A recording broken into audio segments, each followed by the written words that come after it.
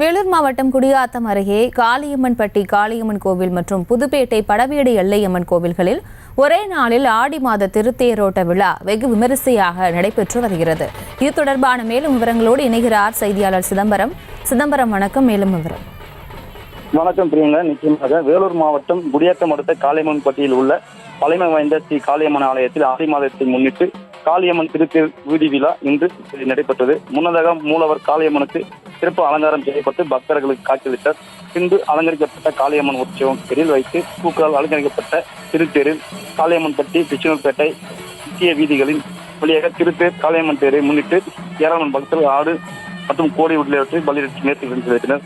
அதேபோல் குடியாத்தம் புதுப்பேட்டை பகுதியில் உள்ள பழமை வாய்ந்த அருள்மிகு படவேட்டு எல்லை ஆலயத்தில் ஆடி மாதத்தை முன்னிட்டு திருத்தேர் ஊர்வலம் நடைபெற்றது.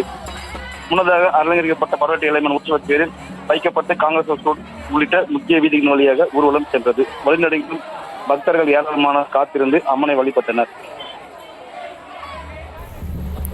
விவரங்களுக்கு நன்றி. செய்திகளை உடனுக்குடனும் துல்லியமாகவும் தெரிந்து கொள்ள சப்ஸ்கிரைப் பண்ணுங்க.